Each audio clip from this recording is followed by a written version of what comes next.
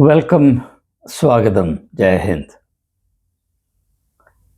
In this video, I continue the discussion initiated a couple of days ago regarding the dismissal from service of an army officer by the name Samuel Kamalason, who was brought under disciplinary action for his refusal to participate in the religious march of his regiment.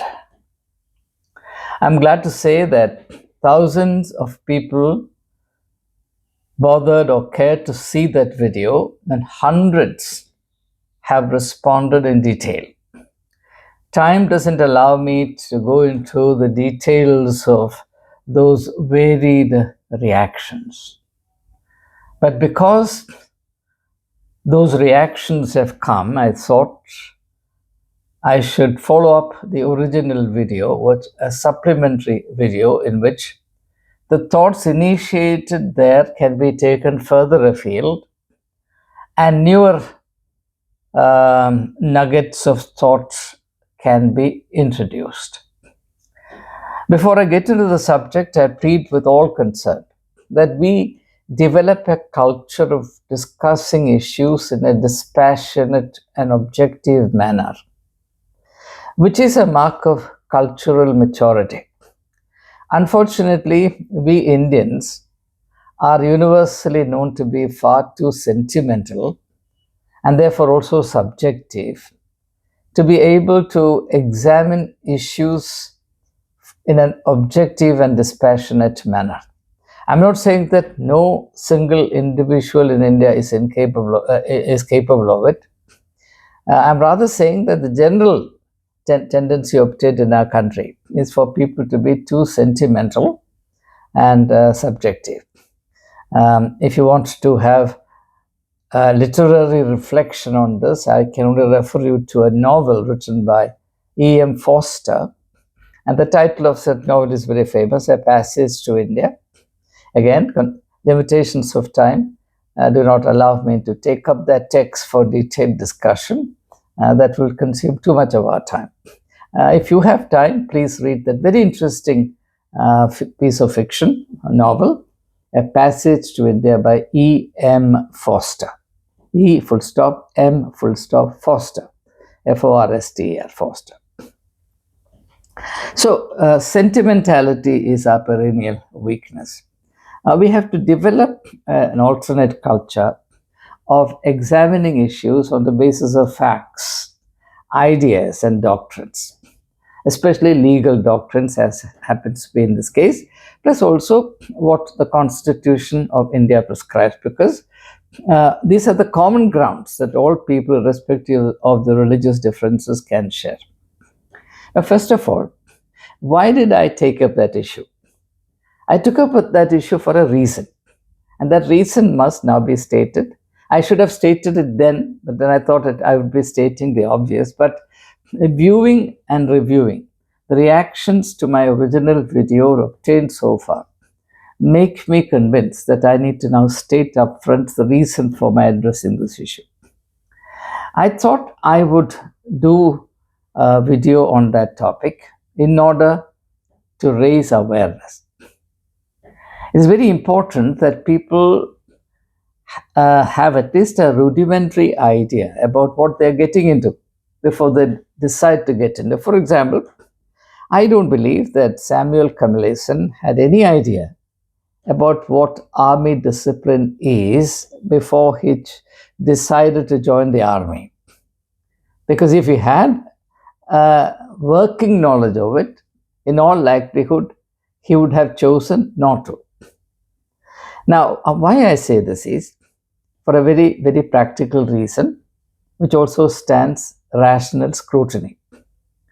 You cannot join an establishment, an institution, especially an establishment as reputed as the army is for its discipline understood in a certain fashion, in a highly regimented fashion. I have my understanding of discipline, which is not exactly the understanding of discipline as it prevails in the army quarters or army circles, but that's a different issue. So, um, you can't join an institution or an establishment in complete ignorance of how that institution is run, and then having entered it, say, well, why is this happening to me? Why am I discriminated against? There are certain conventions, rules, regulations, obligations, and certain understanding of discipline that prevails in all institutions. Let me give an illustration to make this point clear. When I was the principal of St. Stephen's College, I faced a particular problem. I faced many problems, but one among them. And that was the women who have on-campus residence in college came up with a demand. In fact, they began on an agitation note, a note of an agitation, that they also should be allowed to roam free on the campus after 10 p.m. They said that requiring them to be back in their rooms after 10 p.m. is discriminatory and it infringes on their personal freedom, the freedom of movement.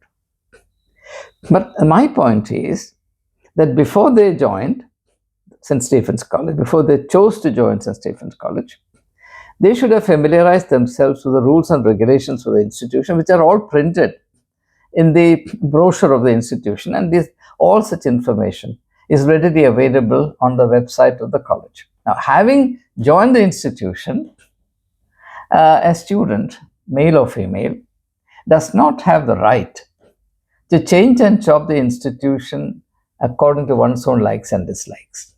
It's highly unfair. It cannot work like that. That's why I'm saying that to be fair to all institutions, we must understand that the choice to join or not join is one's free choice. But having joined, it's not one's free choice to try and change the regulations, practices, customs, traditions, arrangements within the institution one joins according to one's likes and dislikes. Even if one's likes and dislikes, one's options and priorities have extremely noble and justifiable foundations. That's the first point I want to make. Okay, now, a young person like Samuel Kamalason, who seems to be a very good person, I have absolutely no doubt about it. He has his heart in the right place, his head in the right place, all that's fine. But having joined the regiment, and let's assume that he joined the regiment in complete ignorance of the arrangements prevailing within the establishment of the army. Now, having joined the institution in a state of ignorance, and now having realized that certain practices within the establishments to which he now belongs run counter to his convictions and his training and habits as a Christian, what was the option available to him? What was the option available? One option, obviously, is to put in his papers and leave. That's an obvious option. But let's say you don't want, or Samuel Kamalason doesn't want to do it. What is the next option? The next option is to address the issue that functioning within the army establishment amounts to or requires him to compromise his fundamental rights as a citizen of India. Raising this all-important question, whether or not a member of the armed forces will have to forego his citizenship rights as enshrined in the Constitution of India in order to continue in the armed forces. Can a soldier be discriminated against in terms of availing himself of constitutional provisions, especially vis-a-vis Article 25 of the Constitution, which, as I have said repeatedly, is a fundamental right. As a very serious matter if fundamental rights are abrogated. Now, having realized that there is a problem, the next option for him is to take the matter to court. Now, the point is simple, and I want all of us to be clear on this. While certain rules, customs, traditions, now don't think that everything in life is governed by law. Law can cover only a very small part of our life. Much larger segments of our life are governed by customs, traditions, established practices. Very, very important to realize that it is so. Now, having now come up against, there's no legal prescription that an army officer, a regimental officer should participate in religious practices or practices of a religious flavor, because coercion cannot be applied to religion. So certainly not. There's no question about it. But he realizes that there is a situation which runs counter to his conviction as a Christian. So he should have taken it to court and sought legal opinion on the matter. But there is a problem here. The problem is that for a junior officer like Samuel Kamleson, he cannot run straight to the court. He has to obtain permission from the higher authorities. And it is very likely, and this is purely conjectural, it is very likely that he would have been denied permission to litigate against the customs and practices of the army. But this is conjectural, as I said. He did not take this step, and therefore we do not know. He might as well have got permission from the higher authorities to go to a court of law to establish his rights, or to test his rights and the rights of many people, because the situation he is facing will be faced by others. This is not just an individual matter, it's also a matter of some larger than individual significance. Now, let me give an illustration to make this point very clear. Up until 2008, the law that applied to the selection of the principal of St. Stephen's College was enshrined in the University of Delhi Act. According to that, a particular committee, the composition of which was laid down in the Act, had to be followed. Now, that prescription was in violation of the rights of educational rights conferred on religious and linguistic minorities, as stated in Article 31, Sub-Article 1 of the Indian Constitution.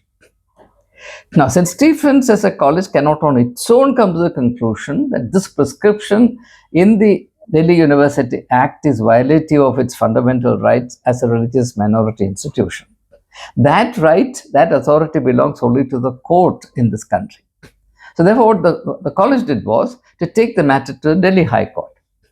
The Delhi High Court fortunately did not sit on it. Within 1 month came the verdict that this provision in the Delhi University Act is clearly violative of the fundamental rights of the college, and the High Court of Delhi struck it down. And thereafter, the college became free to constitute its own selection committee. So that is the way forward. An army officer or the principal of the college or the management of a college cannot on its own decide whether or not this custom, this practice, this law, this provision is lawful or not. An individual citizen, whether he is an army officer or a civilian, an individual institution does not have the authority and the right, even the competence, to decide whether or not such and such provision is lawful. That function, that authority vests entirely with the legal system in this country. Of course, army has got its own legal provision, court marshalling, etc., but that comes within a different setup. So that would have been, and had Samuel Kamleson resorted to that option, he would have succeeded in obtaining a clarification which would have been of great application and great benefit to thousands and thousands of young men and women in the years to come. Unfortunately, that did not happen. Instead, what he's doing now is he's knocking at the gates of various courts now, post facto. And I can tell you one thing. Once the army takes a decision, once the army brings one of its soldiers or officers under discipline, the courts in this country are not going to intervene.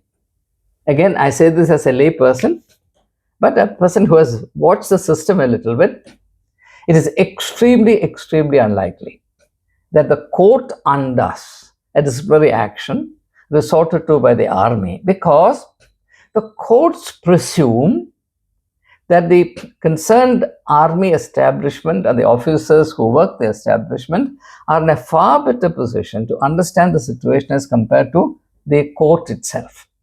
For example, if there is an issue pertaining to higher education, the court will go entirely by what the University Grants Commission says. No question about it. And the court will blindly accept the stand taken by UGC. That's what I have seen so far.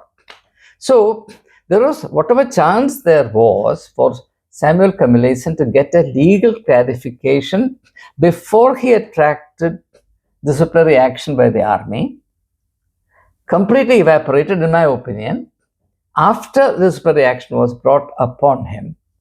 And it's almost futile to seek legal remedies. I say this because many of the people who have responded to my video say that Samuel Kamalaisen should now rush to the Supreme Court of India. I wish him good luck in that, but I'm rather skeptical about this. Anyway, it's something that we can wait and see. But there are very major, significant legal issues at stake, and I don't want to be indifferent or blind to it. I wish these legal issues are addressed and some clarity obtained. Now, having said this, I want to now look at another aspect. Would the young army officer, Samuel Kamalaisen, have compromised his religion if he had chosen to participate in the religious drill or religious march of the regiment?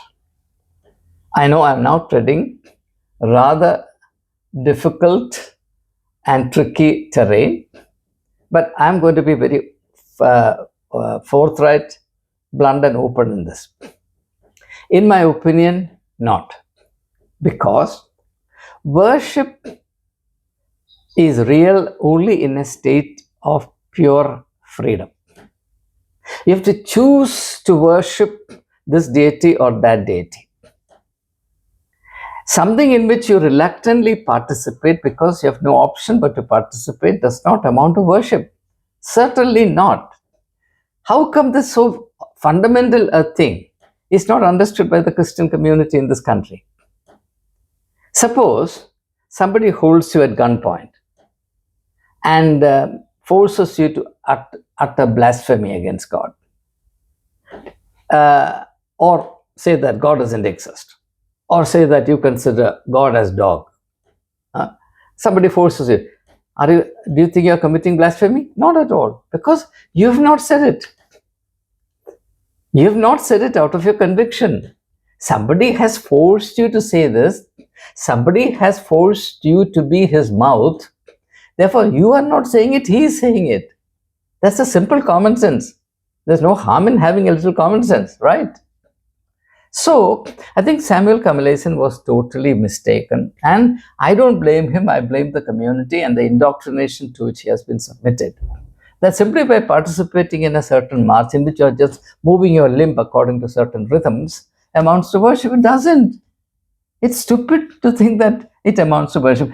Just like I say, and I already said it in one of the earlier videos, but not in this series, but on another subject, a subject pertaining to what true worship is.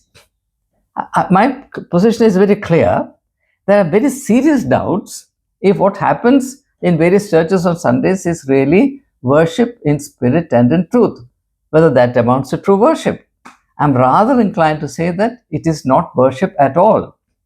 It is simply a ritual that is practiced from Sunday to Sunday by force of habit, because, first of all, but for the conditioning that individuals have been subjected to from birth onwards, making them believe that they have to go to church on Sundays, and if they don't go and attend Sunday service in various churches, then they commit some serious sin, that they are likely to attract divine wrath, etc., etc. They would not have. So going to Sunday worship is not an exercise in pure freedom. It is undertaken as carrying out an obligation, number one. Number two, what is your idea of God? When you believe that God has to be worshipped within the four walls created by human beings and according to a certain system of ritual that man has decided, is ridiculous. You think that's a worship of the living God? The living God sits in a church? It's an idol. It's an idol worship.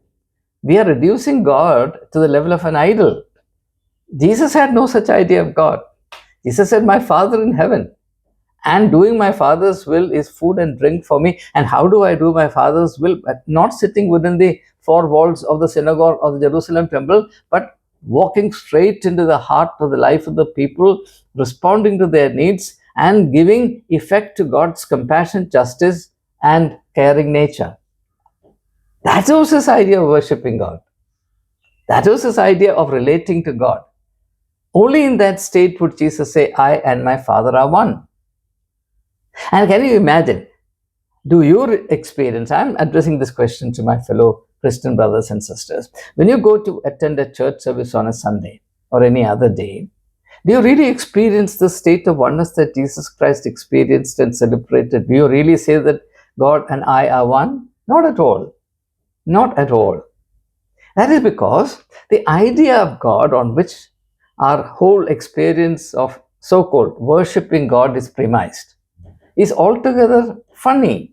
It's a very ungodly idea of God. So Samuel Kamaleson should realize that between going to the so-called fellowship or Sunday service on Sundays and marching with a regiment, celebrating or some other religion, it's all the same in the end. Furthermore, and I attach great significance to what I'm going to say now. My dear friends, please realize that we don't have different religions. There's only one religion, and that religion is the religion of Mammon. Every religion can live without God, but no religion can live without money. And every religious establishment thrives on money. Every religious establishment specializes in the art of making money and ferreting money out of your pocket. And there is no religious establishment which is not fixated on or obsessed with money. God, the word God is taken in vain only to constitute some kind of, or create some kind of legitimacy for this great covetousness which needs to be baptized into holiness. The only way that can be done is by invoking God from time to time. But nothing that we consider to be the attribute of God, love, justice, truth, compassion, caring nature, etc., and the self-denial of God, will ever be acceptable to any of the established churches or any of the established religions. So, I'm absolutely convinced that you don't have to go to church on Sundays to worship God. You don't have to go to a temple or a mosque or a gurudwara or whatever, a fire temple to worship God. If at all there is a temple, that's your own heart. And that's not what I am saying. That's what St. Paul said. Know ye not, don't you know, that your body is the temple of the Holy Spirit. If that is the case, a young officer like Samuel Kamaleson marching, he must realize that it is the temple of God marching. And if his experience of God is really genuine and powerful, it will enable him to transcend the circumstantial limitations and details. It doesn't matter where you are. What matters is who you are. And that's what Jesus said. It doesn't matter where you are. You can be talking with a prostitute as Jesus did. You can be holding a meaningful conversation with a woman with whom every form of intercourse or interaction is prohibited by the conventions of your religion, as in the case of Jesus interacting with the woman of Samaria. It doesn't matter whether you are in Samaria, whether you are in Jericho, whether you are in Jerusalem, whether you are in an obscure village, whether you are with the high priest or whether you are with a prostitute, doesn't make a difference. What really makes a difference is who you are. That is the heart of Christianity. But unfortunately, all these things have been completely eliminated. And the very same thing that Jesus came to abolish, namely a hierarchical form of religion, has been again sanctified into a state of absolute tyranny over us. And they tell us this, that, and the other according to their convenience.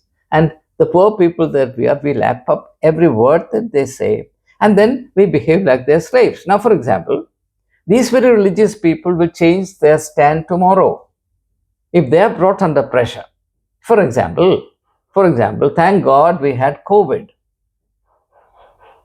During COVID time, when there was an interdiction against people coming together as congregations to worship in churches, did bishops and clergymen insist that people should come to church on Sundays? Not at all. They said you can sit and worship in your homes.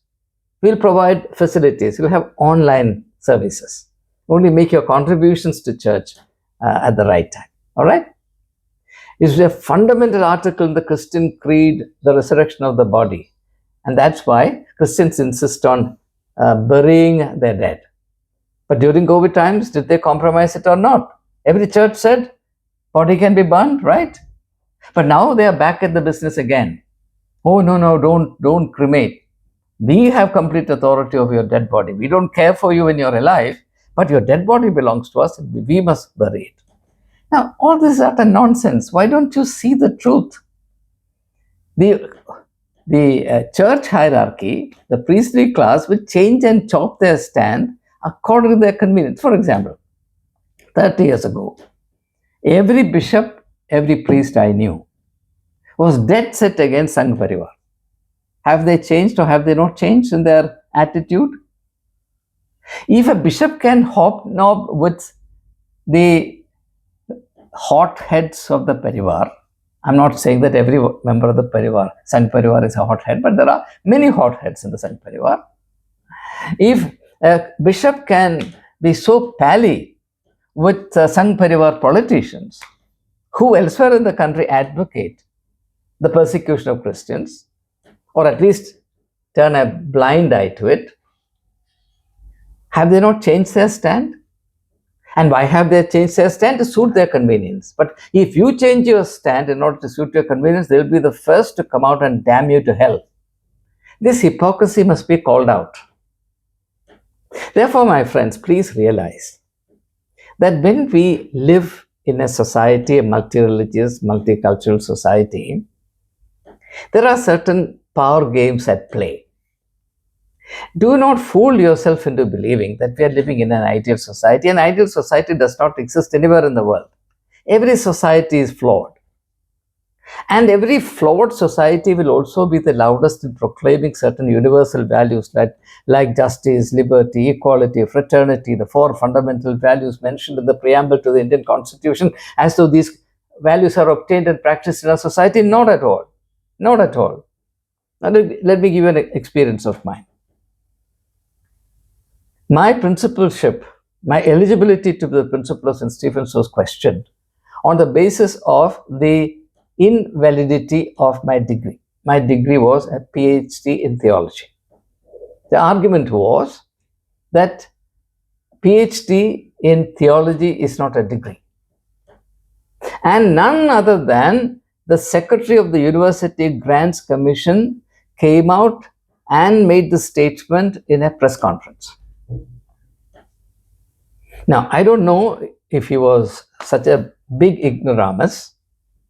This very UGC had sanctified, authenticated PhD in Shaivite studies, PhD in Islamic studies, but PhD in Christian theology, no, it's not valid. Equality? Equality? You're telling me? You're kidding me? Equality? I took the matter to the Delhi High Court. And the honorable judge who presided over my case had to come to the conclusion that my degree is as valid as any other degree. But unless and until I do that, I don't have the right to proclaim that my degree is as valid as any other degree. It's up to the court to decide. And the court decided in my favor. What I'm saying is, if I had not taken the matter to the Delhi High Court, the matter would have remained where it was, namely, that a degree in Christian theology is not valid, whereas a degree in Hindu theology is valid. A PhD in Islamic studies is valid, but a PhD in Christian studies is not valid. Equality? So please realize that in a multicultural society, there are great inequalities. And wherever there are inequalities, there will be discriminations. But the question is this.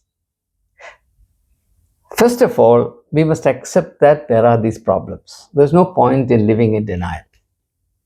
When my children were growing up, I told them, look, there are problems in the society to which we are. Every society has problems. And particularly the problem that I was discussing with them was corruption in education. Both of them wanted to be doctors. And at one point, I remember my elder daughter coming up and telling me, Dad, the whole system is so corrupt. Do you think I'll stand any chance whatsoever? You know what I told my daughter? I told her, yes, there is corruption in all these practices, but there will always be room at the top 5% will still be according to merit. So you should aim not at any point below the 95%, you should aim at the 5% above. And that's what I believe. I can't do anything about the corruption in the system, but there is something I can do. I can improve my merit, my quality, my power as an individual to such an extent that I can cut through all this clutter and reach where I need to reach. So there is no point in embracing victimhood. Yes, it's very easy, and even it may seem legitimate to embrace victimhood. There are serious problems. I worked as a member of the Delhi Minorities Commission. I'm not unaware of the discrimination that is in practice. Oh, let me give you another example. When I became the principal of St. Stephen's College, the very first thing I did was to create an admission policy in complete agreement with the legal provisions and the constitutional provisions applicable to that issue. And the ruling economic, social, political elite got incensed at it because that would reduce the space for their children and their grandchildren. So what did they do? They took it straight to the Supreme Court because they had all the influence in the world. The then Chief Justice of India looked at the petition and asked a single question. Tell me, where does the policy enunciated by the principal of St. Stephen's College infringe the law of the land? Complete silence. He threw it out. And several of the Congress leaders, including Sandeep Dixit, who was the son of Sheila Dixit, the Chief Minister of Delhi, started campaigning against me, saying that I'm a communal person, I'm a communal madcap. So according to these people, claiming my constitutional right as a citizen of India is communalism, simply because I happen to belong to the Christian community. But there's no point in feeling peeved at it or embracing the state of victimhood. The right thing to do is to develop yourself to such an extent that doors will open before you. So I see all of this as a great invitation. I feel challenged, invigorated, stimulated, affirmed when I come up against dead walls, difficulties. That is the spirit of being a Christian, I believe. Instead, you can sit and cry over it. You can say, oh, you should have done this, you should have done that. No. If Samuel Kamalesan is in such a state that he has no option but to be a soldier, then go on to him. Now, it is not as though, as a Christian, you face problems only from non-Christians and government agencies. I have faced more problems from my church and my fellow Christians than from Hindus, Muslims, and all the government agencies put together. I had a principal before me whose main business was to persecute me. And he used to say, standing in the staff room, I will not rest until he is destroyed. For what? I have no idea. What did I do? I resigned from my job in St. Stephen's College in 2003 when I was barely 53, with 13 years of service left, and I walked out. Why could I do it? Because I knew I could earn my bread and butter somewhere else, because I developed myself. This is not boasting.